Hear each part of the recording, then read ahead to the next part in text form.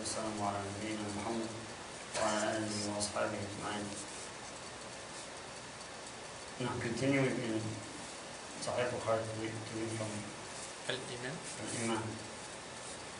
This hadith we'll read tonight, inshallah, is a very well-known hadith. It's one of the hadith that Imam An-Nawawi rahimahullah collected in his famous collection of 40 hadith.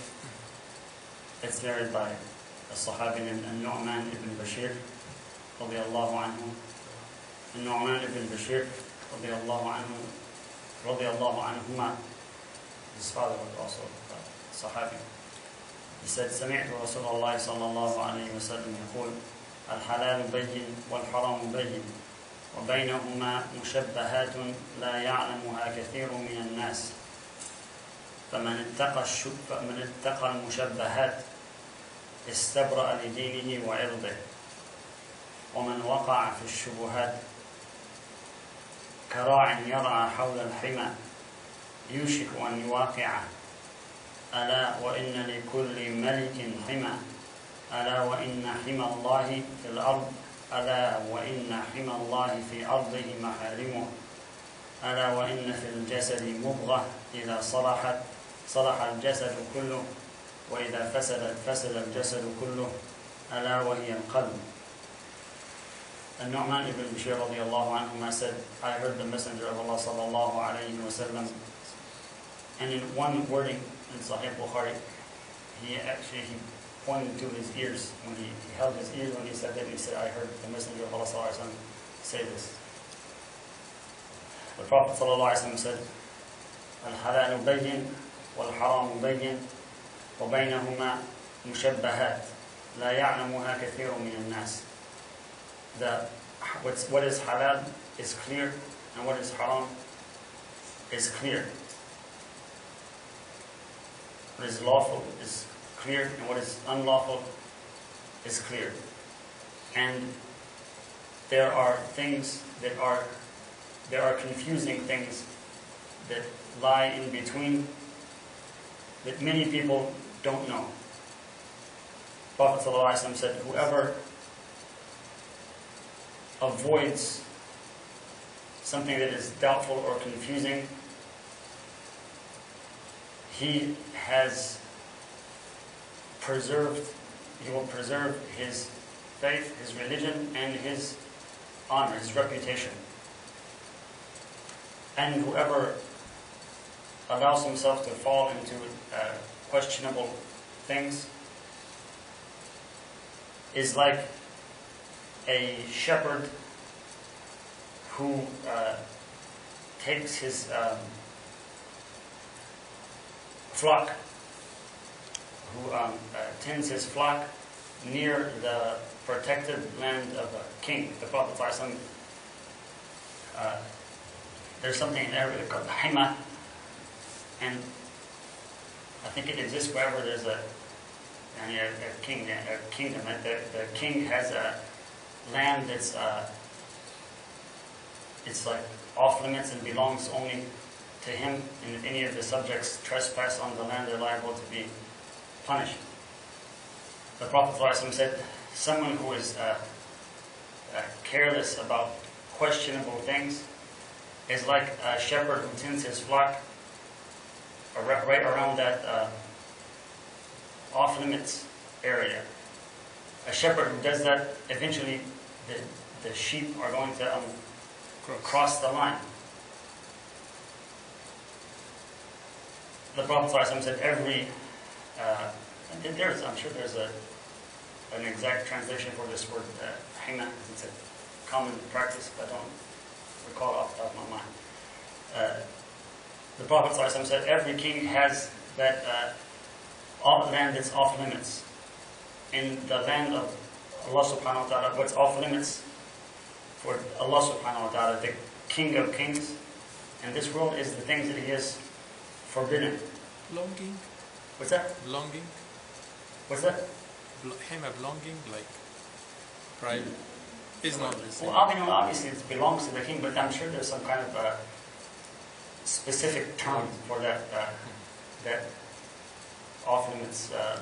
Allah subhanahu wa ta'ala knows best. the Prophet ﷺ then said, in the body there is a lump in the body. If it's good, if it's right, everything else will be right. The entire body will be in order, will be right. And if that lump, if something is wrong with it, everything else will be wrong. The Prophet ﷺ said that lump is a person's heart. This hadith is very important, it's very profound, very far-reaching. The Prophet ﷺ said that halal is clear, what's lawful is clear, and what is unlawful is clear. Allah subhanahu wa ta'ala in the Quran explained to us in detail what is good, what is virtuous, what leads to virtue, what leads to His pleasure. He explained it to us in many different ways. He gave us many different examples. He, subhanahu wa ta'ala, He painted pictures for us and gave us metaphors and parables for virtue and for its opposite. And Allah subhanahu wa ta'ala explained to us what is evil in detail and what is forbidden in detail. For example, if you read Surah Al-Isra, the ayahs in the middle of Surah Al-Isra, or the ayahs in the end of Surah Al-An'am, that some people call it the 10 Commandments, Allah subhanahu wa ta'ala explained to us what is forbidden in detail, and Allah subhanahu wa ta'ala explained to us what is good in detail, and Allah subhanahu wa ta'ala would explain to us what is lawful in detail. And Allah subhanahu wa ta'ala also explained to us the things that don't matter. Like Allah subhanahu wa ta'ala said, لَيْسَ الْبِرُّ أَن تُوَلُّوا وُجُوهَكُمْ قِبَلَ الْمَشْرِقِ وَالْمَغْرِبِ. That virtue does not consist of you just facing to this direction or that direction, to paraphrase the meaning of the ayah.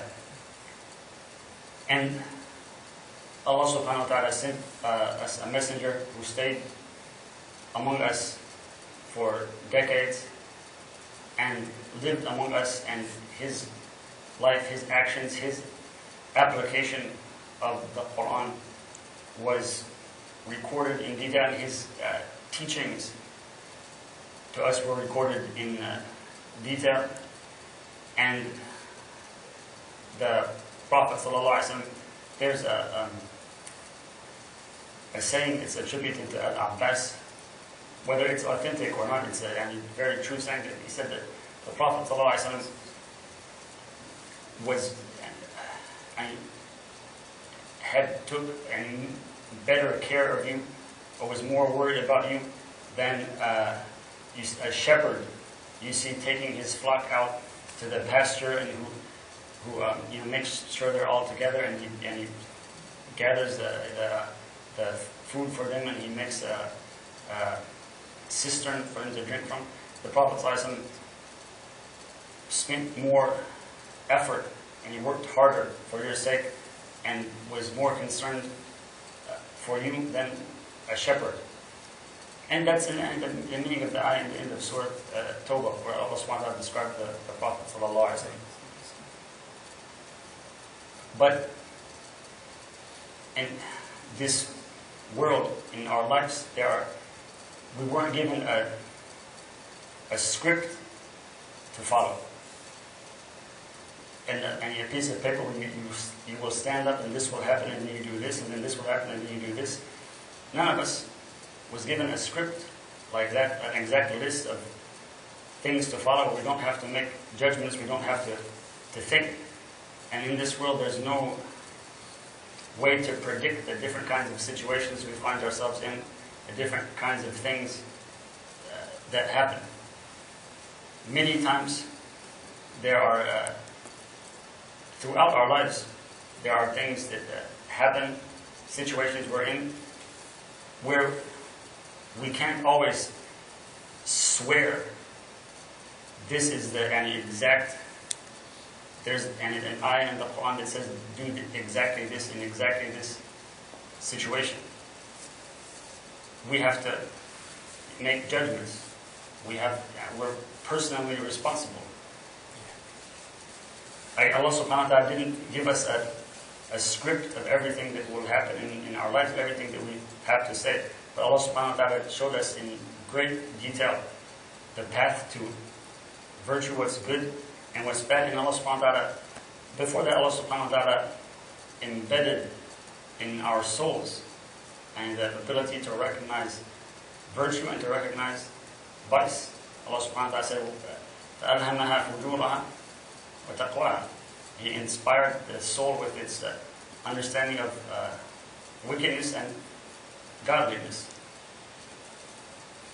So the Prophet ﷺ said there are many things, many situations that a person will come across where there may be some any confusion. A person can't swear by Allah that this is haram or this is wajib. You can't put an exact name on it. There are many, the Prophet ﷺ said, there are many people who don't know the exact an exact ruling for a particular situation. But the Prophet ﷺ said, even if a person can argue, can come with an argument that this thing is good, there's nothing wrong with it, there's no particular ayah that says and this is bad, there's no particular hadith that says this explicitly is bad. If the person recognizes that this thing is questionable, the person doesn't feel like it's a virtuous thing or a godly thing to do, it's not taqwa to do it. The Prophet ﷺ said, a person who avoids that thing, that he doesn't feel comfortable doing, that he doesn't feel is right, even though he can't swear, say this is haram, or this is, you can't swear for certain that this is simply, you don't think it's a good thing. A person who makes a point of avoiding things like that, that person has kept his religion safe. And made sure that he hasn't done, and he's careful about not doing anything that's sinful or wrong. And he's also protected his honor and his reputation. He hasn't done something that's questionable or doubtful in the eyes of people. And the Prophet ﷺ gave a picture or example of this. Like if there was a king who had a certain amount of pasture that was off limits. The subjects weren't allowed to graze their flocks in that pasture. A shepherd who is concerned about his safety, if he's really concerned about his safety, or if he respects the king, what would a shepherd do in that situation? He would make sure that he is in a different place.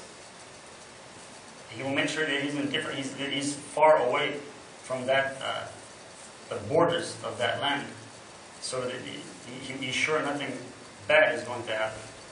And so the Prophet ﷺ gave an example, and he explained the message he was teaching with a picture. A shepherd who doesn't want to get in trouble will not, come on the border of the king's protected area and say, Bismillah. And he'll make a point of staying away from it. And the Prophet ﷺ said, every king has that land that's off limits. And Allah subhanahu wa ta'ala, His land that's off limits are the things that He has forbidden. And then the Prophet ﷺ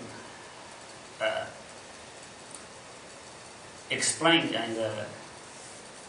what it all comes down to in the last part of the Hadith. The Prophet ﷺ said there's a part in the body, a body part, a lump in the body. If that's okay, everything else will be okay. If that's bad, if something's wrong with that, there will be something wrong with everything else. And the Prophet ﷺ said that lump is a person's heart. And it's as if what the Prophet ﷺ was saying. Again, the Prophet ﷺ is explaining the meaning of what he was teaching. That it's not about about you following a detailed list of things. It's about your heart. And if a person's heart is truly set on doing good, he will find good. That will lead everything else. Even if he doesn't have a lot of facts memorized, if he doesn't know a lot of information, even if he's not very educated, if his heart is set on doing the right thing, everything else will fall in order. If a person may know a long list of things to do and things not to do and a lot of details, but if his heart is not in the right place, everything else will be out of place as well. And it's as if the best part of this hadith, the Prophet, it's as if it reminds you of the another hadith. Is also one of the 40 hadith collected by Imam Muslim. That, if I'm not mistaken, was a man named Nawas ibn Sam'an came to the Prophet ﷺ and asked him about sin and virtue. And what did the Prophet ﷺ say to him? ما حكى في الصدر وخشيت أن يطلع عليك الناس. Yes, yes. ما حكى في الصدر. Yes, he said, in one way he said, استفتي قلبك. He said, ask your heart. Ask your heart. Sin is something that you don't feel comfortable with, and your heart is not at peace with it, and you wouldn't like people to see you doing it. And birr and virtue is something where you feel comfortable, and you feel that it's a good thing to do when you do it. That's a very profound and simple answer. It's not. He didn't teach him a list of rules to follow. He taught him a general principle. And we see, even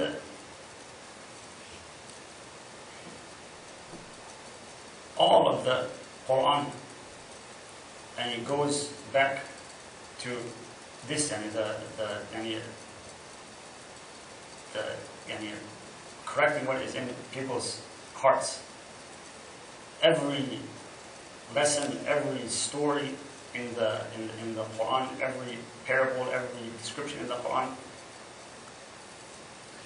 there's always a powerful and moral or ethic or emotion to be drawn from that story. And if we take that very seriously and try to live by that, then, as the Prophet ﷺ said, if our hearts are in the right place, everything else will be in the right place. There is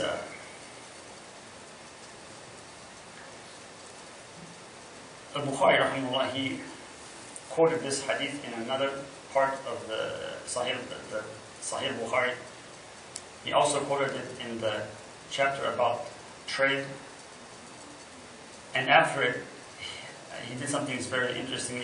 He narrated a number of other ahadith that were examples of things that the Prophet ﷺ in questionable things that the Prophet ﷺ didn't do, or that he encouraged others not to do because they were questionable. And he gave an example of something that the Prophet ﷺ, something that doesn't fall into this mushabbahat, or people don't need to worry about avoiding it. One of the examples he gave of avoiding something that's questionable was the Prophet ﷺ himself. He said that sometimes I may see a date on my bedding, and I start to eat it. I think about eating it, and I worry that it might be from the sadaqah. So I put it back down. Because the Prophet ﷺ was not allowed to take from the sadaqah. The Prophet ﷺ, he gave a couple of other examples. We don't need to go into them in detail. An example he gave of when a situation when the Prophet ﷺ taught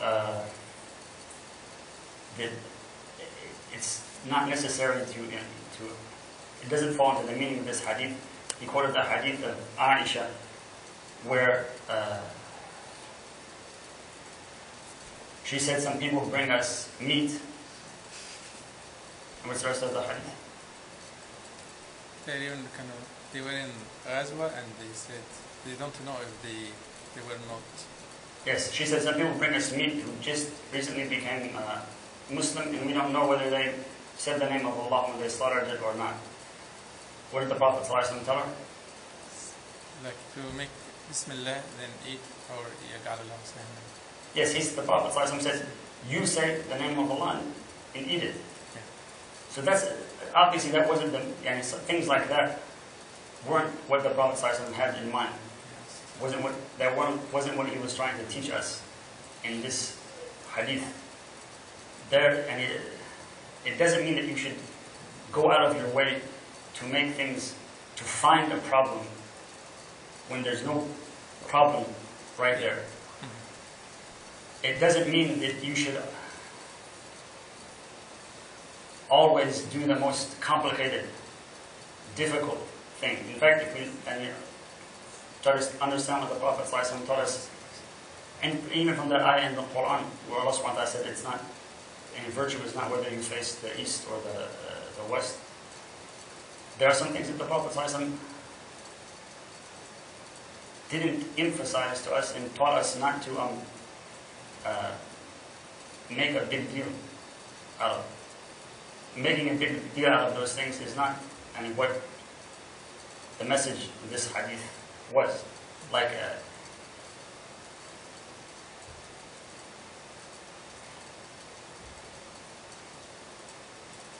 if someone,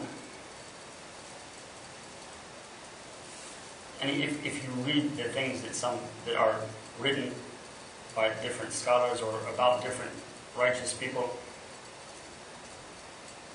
you will find a lot of scholars that they may have different opinions about this particular thing is haram, this particular thing is halal. You might find some righteous people were very strict about particular things.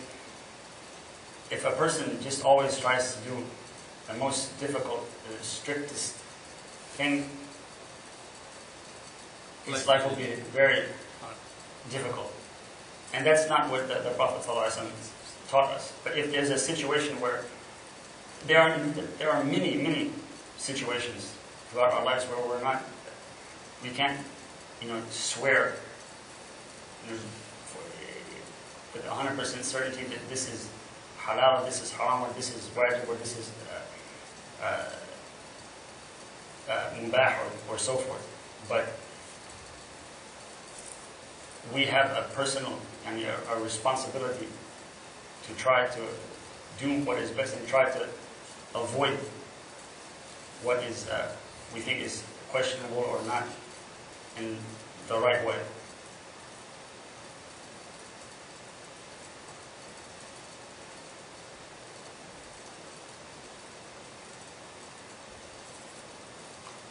That last point came to mind because some fuqaha, they talk about something they call al-khuruj min al-khilaf, like avoiding a difference of opinion, which sometimes it's good and possible, but sometimes it's if a person tries to live by that, they're going to be a very complicated it'd be a very complicated situation, and they're going to be so distracted with all of those things that people have said, and that they will have a difficult time actually looking for what is virtuous and what is good and what is taqwa and what is the opposite. We'll just read this one hadith today, inshallah. Continue next week. جزاكم الله خير. سبحانك وبحمدك أشهد أن لا إله إلا أنت أستغفرك وأتوب إليك.